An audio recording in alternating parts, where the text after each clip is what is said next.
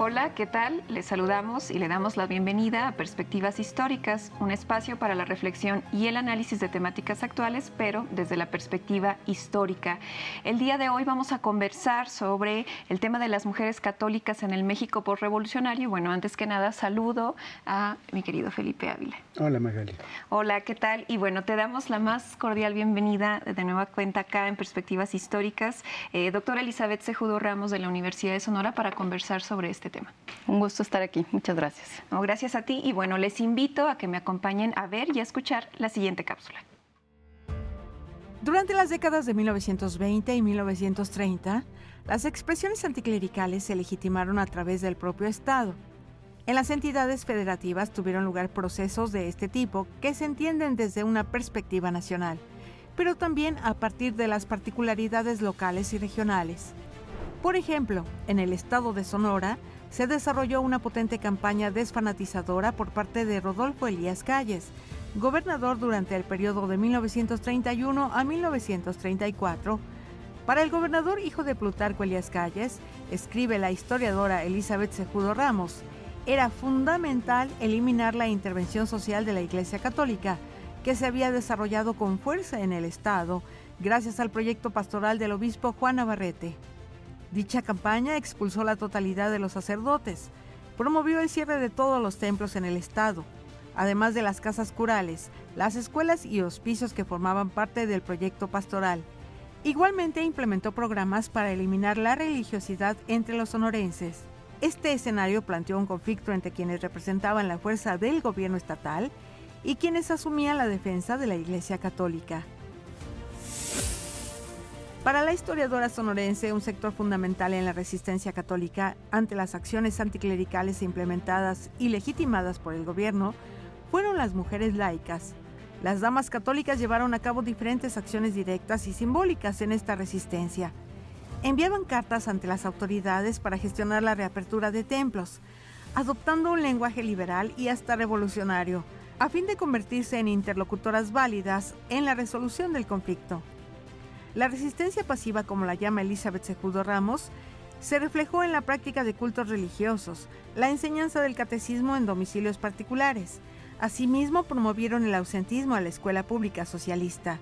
Llevaron a cabo boicots, protestas públicas y múltiples actividades en defensa de la libertad religiosa, creando una serie de repertorios políticos fundamentales para la construcción de identidades públicas y políticas femeninas.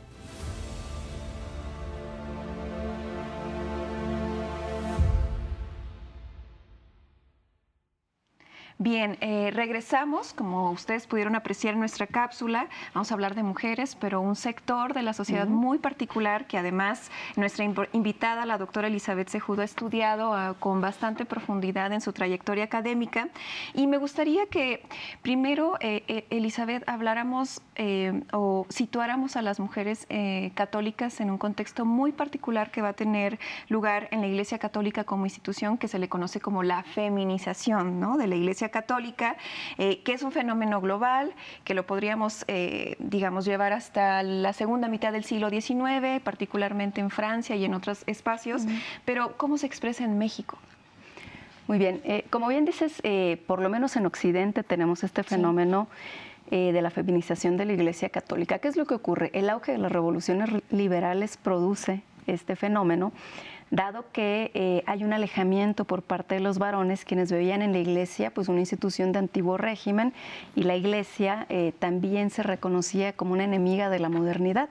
Entonces, pues bueno, se van los varones de la Iglesia, llegan las mujeres, pero no solamente llegan a, digamos, a construir o a seguir cultivando la fe, sino que llegan para ejercer lo que en su momento se reconoció como la acción católica, la acción colectiva Católica, después se conoce como Acción Católica, y que finalmente pues, se convierten en un brazo importantísimo de la Iglesia en todo Occidente, ¿no? En México pasa lo mismo y coincide justamente con un periodo en el cual había una conciliación entre el Estado mexicano y la Iglesia Católica, que es en el periodo porfirista, en donde veremos que hay una gran participación, el asociacionismo femenino crece de manera importante y que, bueno, tiene sus antecedentes desde 1875, cuando se regulan, ¿no?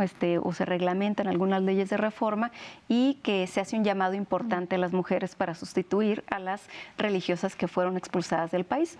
En los últimos, digamos, 30 años del siglo XIX, vamos a observar este fenómeno que se organizará, digamos, con mayor fuerza en el siglo XX.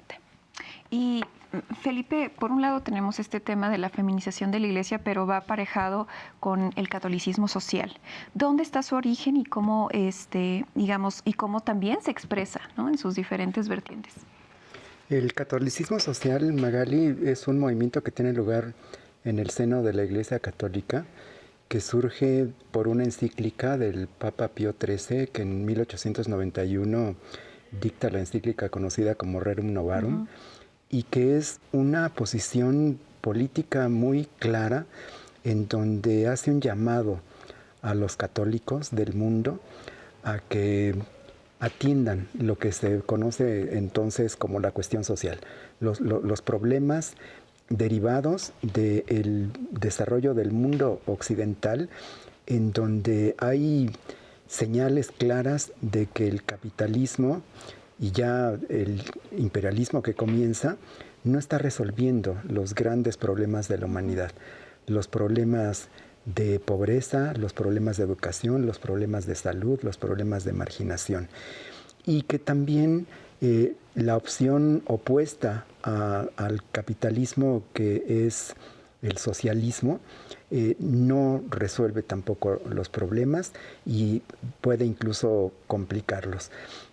La apuesta de la encíclica es a que los católicos asuman el compromiso social y se conviertan en una tercera vía. Ni los excesos del capitalismo, ni tampoco el fanatismo ideológico del socialismo, sino una vía intermedia. Y a partir de este llamado, en muchos países, en Francia, en Italia, pero también particularmente en México, muchos obispos, prelados y sacerdotes hacen suya la encíclica y comienzan un gran activismo social. Se dedican a organizar a campesinos, a obreros, a amas de casa, a niñas y niños. Hay como un renacimiento del sentimiento religioso, pero en donde la Iglesia se asume como comprometida con tratar de resolver los problemas sociales. Y es un movimiento que tiene un gran éxito, porque a partir de esas iniciativas en los años finales del XIX y sobre todo en la primera década del XX, hay una infinidad de asociaciones católicas que organizan a obreros, organizan a artesanos, organizan a campesinos. Hay congresos nacionales para discutir la cuestión campesina, pero sobre todo el énfasis está puesto en el mundo del trabajo. Y tan tiene éxito esa cruzada que al finales del Porfiriato la principal organización nacional laboral es una organización católica, en donde los obreros han hecho suyo el llamado de sus curas, de sus sacerdotes, han organizado círculos de trabajadores, han organizado asociaciones mutualistas, han abierto cajas de ahorro, se reúnen dominicalmente en los atrios de la iglesia a discutir, hacen actividades culturales y comienzan a tener una gran participación, y este proceso es interrumpido por la Revolución. Pero estaba en curso una cada vez mayor incidencia de la opción católica en el mundo del trabajo y en el mundo campesino y en el mundo de las mujeres de la época, que la Revolución interrumpe. Ya tocó el tema de la revolución, Felipe, Elizabeth. ¿De qué manera justamente la revolución mexicana va a afectar a las mujeres católicas organizadas? Y sobre todo, ¿cuál es la visión que ellas van a tener frente al conflicto, pero también frente a la postura y políticas anticlericales que va a comenzar a desarrollar la revolución convertida en Estado, ¿no? Al triunfo. Bueno, yo creo que las mujeres católicas en el México posrevolucionario funcionan en dos canales, ¿no? Es un canal en el cual construyen agencia también, construyen política, que es en las organizaciones dedicadas principalmente a la caridad, al ámbito laboral y al ámbito educativo, y hay otro canal que yo entiendo confrontativo que se genera a partir de las tres olas anticlericales que se viven en el México posrevolucionario. En ambos espacios las mujeres se convierten en protagonistas, ¿sí? Dado que, por un lado, pues tenemos este fenómeno de la feminización de la Iglesia, pero también el propio catolicismo social impulsa de manera súper importante la participación de las mujeres, ¿no? Es decir, el catolicismo social hace un llamado al laicado, ¿sí? Y el laicado entre el catolicismo pues tenía una mayoría, digamos, se expresaba mayormente en femenino, digamos.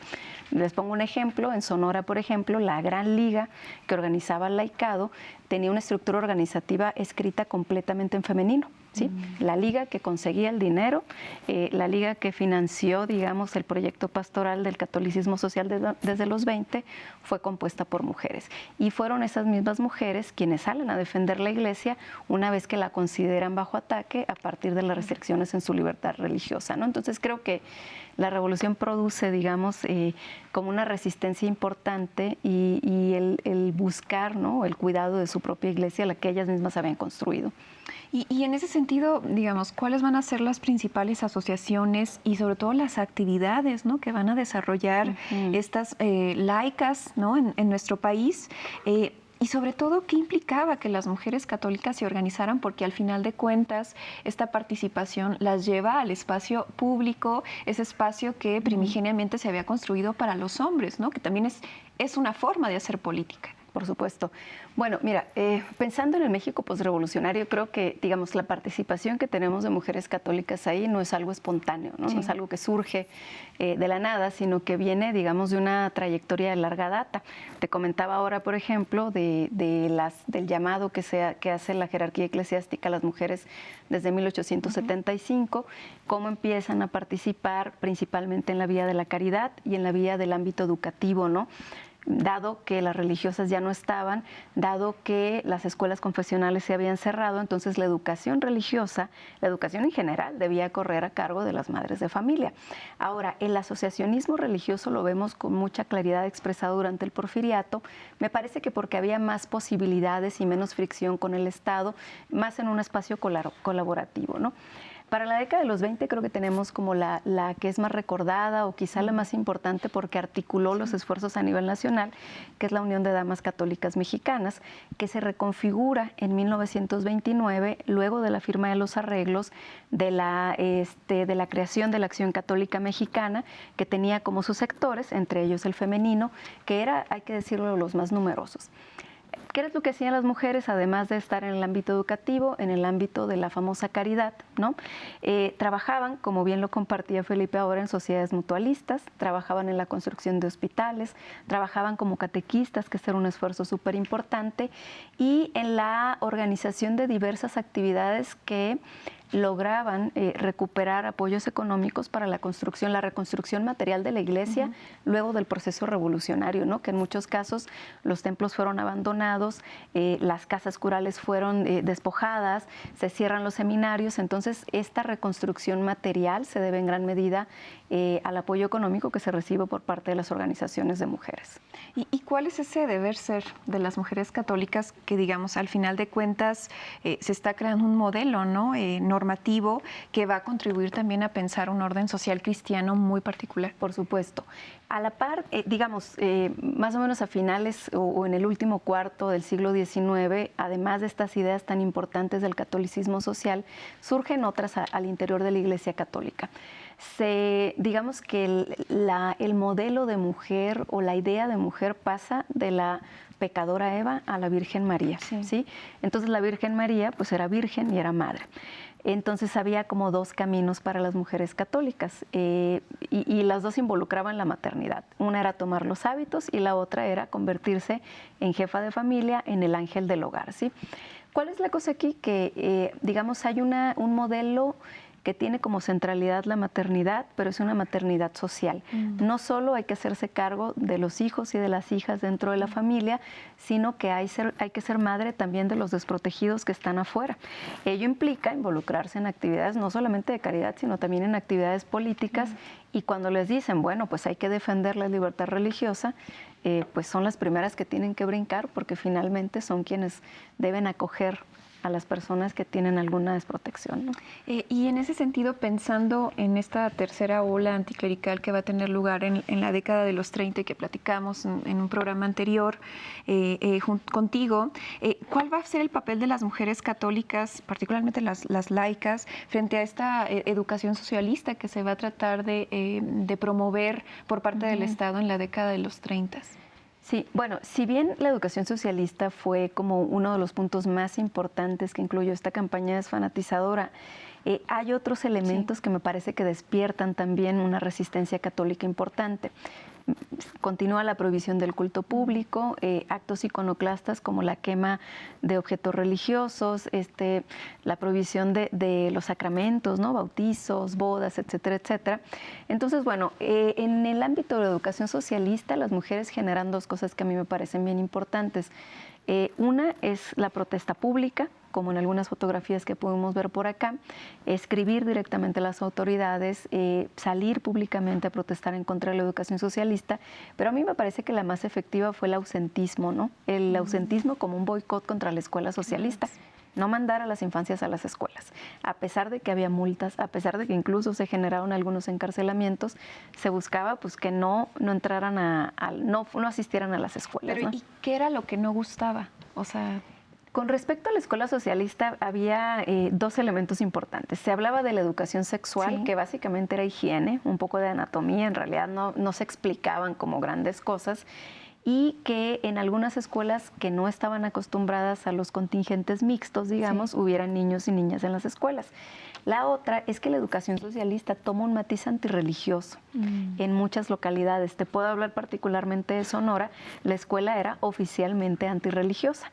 Y en la misma escuela se juraba la bandera rojinegra, que era el símbolo de la campaña desfanatizadora, se cantaba el himno iconoclasta, que era un himno que buscaba el descrédito del clero y, digamos, por todos los medios hablar desde la razón, y con los propios niños y niñas se organizaban las hogueras comunistas o socialistas, que era justamente que cada quien llevara algún santo, algún objeto de adoración de sus casas, lo juntaran, se quemaran, se cantara el himno iconoclasta y se demostrara finalmente la supremacía del poder civil sobre el poder sagrado. Decían, bueno, aquí está tu objeto de adoración quemándose y no se cae el cielo, no pasa nada, ¿no? Y esa era como la enseñanza, ¿no? Entonces, la gran molestia, por supuesto, para la comunidad católica era que sus hijos y sus hijas recibían pues una educación antirreligiosa totalmente más allá de todos los preceptos que incluía la escuela socialista, ¿no? Bueno, esta conversación, digamos, es a propósito de la publicación de tu libro. Háblanos de un poquito del título de tu libro y dónde lo podemos adquirir o consultar.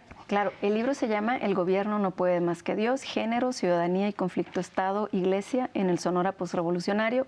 Es una edición de la Universidad de Sonora, se publicó en 2021 y afortunadamente es un libro de acceso abierto. Excelente. Entonces puede descargarse desde cualquier explorador. Excelente. Y bueno, para ir cerrando nuestra conversación, Elizabeth, pensando en el presente y también cómo la propia Iglesia y las mujeres, ¿no? Católicas han transitado y cómo se han organizado a partir de la segunda mitad del siglo XX, pensando cómo el propio lugar de las mujeres en la Iglesia se ha transformado, ¿no? Pensando quizá recurriendo a un ejemplo de un sector crítico, ¿no? Al dogma y a las estructuras patriarcales de la Iglesia. ¿Qué reflexión te merecería esto?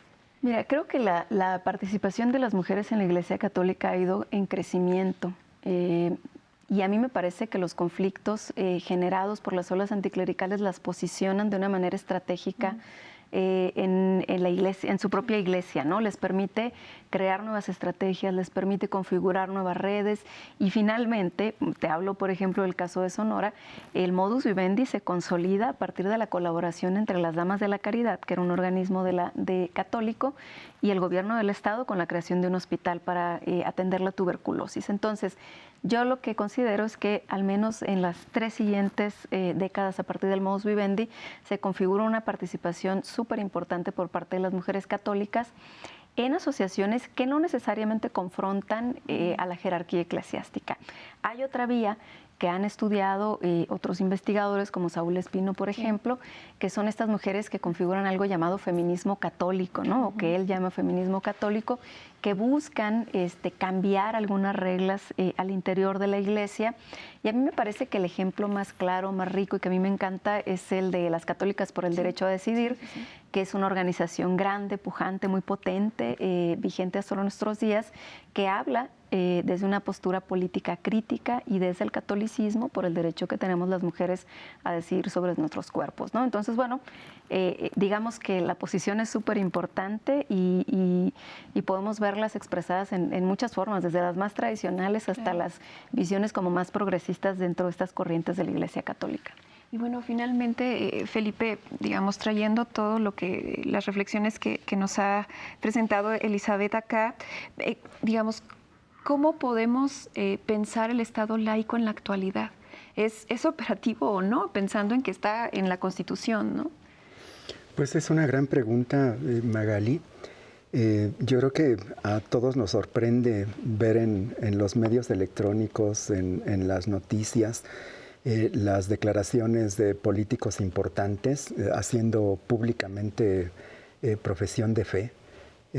La mayoría de ellos católicos, aunque no solo, también ya hay muchas expresiones de políticos protestantes, evangélicos, y muchas veces nos sorprende que el espíritu juarista, esta máxima que ha regido durante 150 años buena parte de la política mexicana, que es la separación entre la Iglesia y el Estado, el no mezclar las cuestiones religiosas con los aspectos políticos, no se cumple. Es muy complicado porque yo creo que no hemos sabido resolver bien este problema. La religiosidad del pueblo mexicano sigue siendo acendrada y lo vemos no solamente cada 12 de diciembre con los millones de peregrinos, hombres y mujeres que vienen a la Basílica de Guadalupe, lo vemos todo el año en los grandes santuarios, con la Virgen de San Juan de los Lagos, otros lugares de culto, Chalma, en fin. Pero la religiosidad se manifiesta en todas las fiestas del pueblo, que son las fiestas del santo patrono. Entonces, ahí hay una realidad que no podemos ocultar. Y es la realidad de un pueblo muy católico, muy religioso, que sin embargo tiene muchas limitaciones para expresarse políticamente con esa identidad. Es algo que la historia de México no ha sabido resolver. Por otro lado, la emergencia de las nuevas iglesias, particularmente las evangélicas, que tienen un crecimiento espectacular en las últimas décadas y que reclaman una identidad política y que han empezado a constituir organizaciones que han tenido registro y han participado en elecciones nacionales y locales y que están ahí. Eso es otro fenómeno que no se puede ocultar. Y por el otro, que un sector, digamos, el que viene de la teología de la liberación, que tiene una presencia muy importante en las organizaciones de la sociedad civil protectoras de los derechos humanos y de los derechos de las minorías, pues tienen una política y una actividad muy importante, importantísima, y que sin embargo lo hacen pues en contracorriente, con muchas amenazas, con muchas presiones, con represión, con escaso presupuesto, y que sin embargo pues han hecho una labor heroica para visibilizar las violaciones a los derechos humanos de muchos de los principales actores militares y políticos de este país, y particularmente que están siendo asediadas cada vez más por el crimen organizado. Entonces, creo que todo esto conforma un universo muy complicado en donde pues, es un tema que está abierto y que tenemos que seguir discutiendo y resolviendo. Sin lugar a dudas, creo que hay discusiones y yo creo que la historia es un buen elemento para pensar el presente. Y bueno, te agradecemos muchísimo, Elizabeth, que nos hayas acompañado el día de hoy. Bueno, a ustedes también les agradecemos su compañía y los esperamos en una próxima emisión de Perspectivas Históricas.